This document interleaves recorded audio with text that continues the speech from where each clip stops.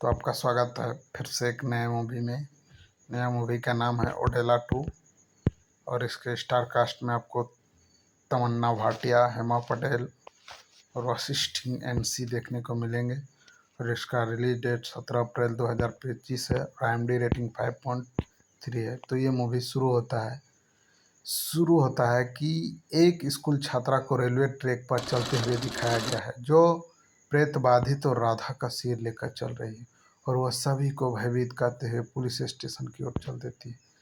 तेलंगाना के ओडेला नामक ग्रामीण गांव में सीरियल बलात्कार और हत्यारे तिरुपति के भयानक विरासत ओडेला रेलवे स्टेशन की घटनाओं में अपनी पत्नी राधा के हाथों उसकी मौत के बाद भी बनी हुई है। उसकी फांसी के बाद उसके दुष्ट प्रभाव से डरकर गांव वाले समाधि शिक्षा नामक एक अनुष्ठान करते हैं, जिससे उसके शव को जलाने के बजाय उसे सील कर दिया जाता है। और इस अनुचित दफनाने से तिरुपति की आत्मा मोक्ष प्राप्त करने से रुक जाती है, जिससे वो एक प्रतिशोधी दुष्ट आत्मा में बदल जाता है और 6 महीने बाद गांव में आतंक मचाने के लिए वापस आती है। उसकी आत्मा पुरुषों पर कब्जा कर लेती है और बलात्कार और हत्यारों की एक भयानक श्रृंखला शुरू कर देती है, जिसमें नवविवाहित दुल्हनों को निशाना बनाया जाता है, जिससे ओडेला में भय और अराजकता फैल जाती है। और वह गांव के पंडित को अपनी शादी की रात दुल्हन में बलात्कार करने और उसकी हत्या करने के लिए मजबूर करता है, और गांव के सरपंच को दूसरी दुल्हन की शादी की रात ऐसे ही करने के लिए मजबूर करता है, जो मक्के के खेत में थी और उतनी ही क्रूर और हड्डियां कपा देने वाली थी। जैसे जैसे गांव बढ़ के अलौकिक खतरे में जूझता है, ग्रामीण मार्गदर्शन के लिए राधा की ओर मुड़ते हैं, जो अब तिरुपति की हत्या के लिए कैद है। राधा अपनी अलग हो चुकी बहन भैरवी के अस्तित्व का खुलासा करती है, जो एक शक्तिशाली नागा साधु है और भगवान शिव की भक्त है, जिसने बचपन में ही दिव्य मार्ग चलने के लिए घर छोड़ दिया था। शिव शक्ति के रूप में जाने जाने वाली भैरवी भगवान शिव के दिव्य दर्शन प्राप्त करने के लिए 110 करोड़ बार ओम नमः शिवाय का जप कर रही है, और एक पवित्र सांप द्वारा संरक्षित एक तपस्वी के रूप में रह रही है।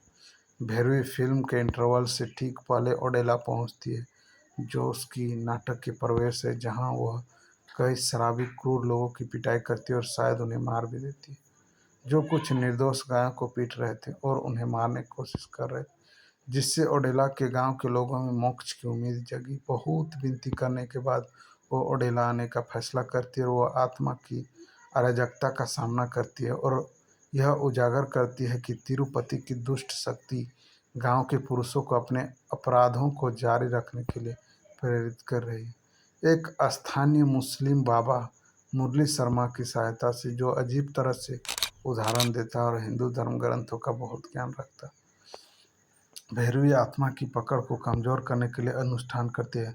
कथा शिव तत्व और दिव्य ऊर्जा के विषयों पर आधारित है, जो भैरवी को व्यवस्था बहाल करने के लिए नियत एक पौराणिक शक्ति के रूप में चित्रित करती है। शहर से कुछ पत्रकार ओडेले की स्थिति की रिपोर्ट करने आते हैं, और वे गलती से तिरुपति की कब्र पर ड्रोन गिरा देते हैं। दिन में पहरे पर तो तैनात ग्रामीण उन्हें भगा देता है, लेकिन रात में उनमें से एक ड्रोन को वापस लाने के लिए अंदर जाता है और कब्र के चारों ओर लगे कांटेदार तार से कट जाता है और कब्र पर खून बहने लगता है, जिससे तिरुपति की आत्मा जग जाती है और आत्मा भैरव के साथ पास जाती है और उसका बलात्कार करने के इरादे से, हालांकि वह पवित्र सांप द्वारा बचा ली जाती है, जो उसकी रक्षा करता है। फिर भैरवी और तिरुपति का गांव के बाहरी इलाके में टकराव होता है, जिसके अंत में दोनों एक दूसरे को धमकियां देते हुए चले जाते हैं। जैसे जैसे लड़ाई तेज होती जाती है, भैरवी को अंधविश्वास ग्रामीण को एकजुट करने में चुनौतियों का सामना करना पड़ता है, जो आत्मा के डर और जादूगरों के फकीर पर निर्भर करने के बीच फंसे हुए हैं।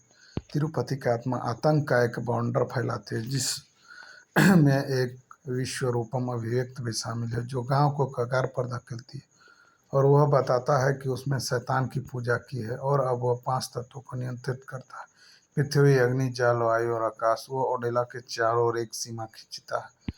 कोई भी जीवित प्राणी, मानव या पशु या पक्षी, जो रेखा पार करता है उसे बेरहमी मार दिया जाता है।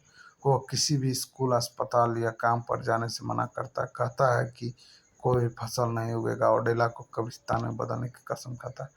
हालांकि एक ग्रामीण की बेटी को गंभीर अस्थमा है और वह ओडेला के बाहर स्थित अस्पताल तक पहुंचने के लिए लाइन पार नहीं कर सकते। वे उसे भैरवी के पास ले जाते हैं, जो कहती है कि उसकी बहन राधा, जो जेल से रिहा हो चुकी है, युवा लड़की को बचा सकती, क्योंकि राधा तिरुपति की पत्नी थी और भैरवी के अनुसार विवाह का बंधन सबसे मजबूत होता है।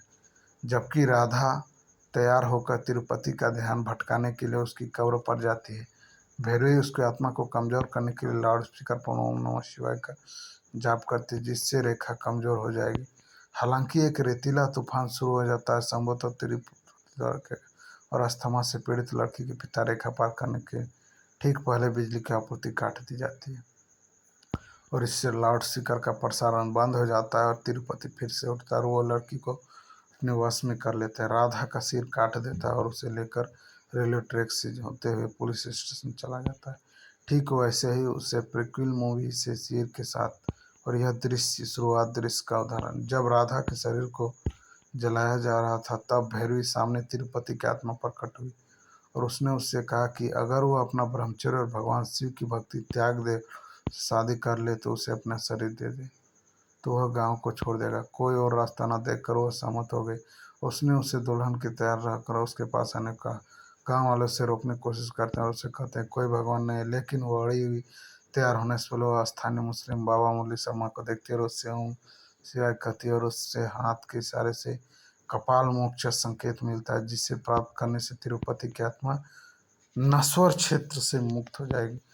जब तिरुपति की आत्मा एक स्थानीय व्यक्ति के शरीर में समाहित होकर भैरवी का बलात्कार करने और उसकी हत्या करने जाते हैं, तो मुस्लिम बाबा कुछ अन्य लोग तिरुपति के शरीर को खोदना शुरू कर देते हैं, क्योंकि गांव में एक उत्सव का आयोजन किया जाता है। तिरुपति को एहसास होता है कि भैरवी ने कुछ योजना बनाई और उसे ओडेला मलन्ना स्वामी मंदिर के सामने फेंक देता है, जहां उत्सव चल रहा था, और कहता है कि सब देखेंगे उसके साथ कर। वो 110 करोड़ पूरा करने के लिए ओम नमः शिवाय का जाप करती रहती है और उसे क्रोधित कर देता है, जिससे वह बार बार उस पर क्रूरतापूर्वक हमला करता। अंत में जब उसके पास 110 करोड़ पूरा करने के लिए एक जब बचा था, तो वह बेहोश हो जाती है और एक बहादुर युवा लड़की मंदिर में नदी के मूर्ति के पास जाती है और उसके कान में फुसफुसाते हुए भगवान मल्लान से भैरवी को बचाने के आने की विनती करते। नंदी जागते हैं और भैरवी में फिर से जान फूंकते और अंतिम ओम नमः शिवाय के कर जाप करते हैं और परिणाम स्वरूप भगवान शिव स्वयं सभी उपस्थित लोगों के सामने प्रकट होते हैं और अपना दिव्य त्रिशूल भैरवी को देते हैं, जो उसका उपयोग तिरुपति को नष्ट करने के लिए करती है, जो ओडेला के सभी ग्रामीणों को गला घोंटने के लिए दुष्ट तंत्र का जाप कर रहा था। इसी समय मुस्लिम बाबा और उसके साथ अन्य लोग तिरुपति का शरीर को चिता में जला दे और हिंदू दफन प्रथा है, ताकि उसकी आत्मा कपाल मोक्ष प्राप्त कर सके, नश्वर क्षेत्र से दूर हो सके। इसके बाद भैरवी अपनी तपस्वी जीवन शैली जारी रखने के लिए ओडेला छोड़ देती है। फिल्म संभवतः तीसरी किस्त के संकेत के साथ समाप्त होती है, क्योंकि तिरुपति की साइकिल बिना किसी सवार के गांव की गलियों में घूमती दिखाई जाती है, जैसे कि इस फिल्म में दिखाया गया था। जब वो एक लक्ष्य का पीछा करता है, दर्शाता है कि ओडेला में अच्छा और बुराई के बीच की लड़ाई पूरी तरह से हल नहीं हो सकती। कथा आध्यात्मिक और डरावने के मिश्रण में महत्वाकांक्षा होने के बावजूद इसकी पूर्वानुमानित पटकथा और क्विज पर निर्भर करता है, जिसमें भैरवी चरित्र अपनी दिव्य भूमिका उपयोगिता मूर्ति रूप देने में विफल रहा। और यहाँ पर ये मूवी खत्म हो जाता है। आप लोग को भी इस तरह एक गांव का थ्रिलर और भूत वाला मूवी और भगवान का ये देखना है, तो ये मूवी आप लोग देख सकते हैं। और ऑल फिल्म एक्सप्लेन वीडियो को लाइक कमेंट सब्सक्राइब और शेयर कर सकते हैं। धन्यवाद।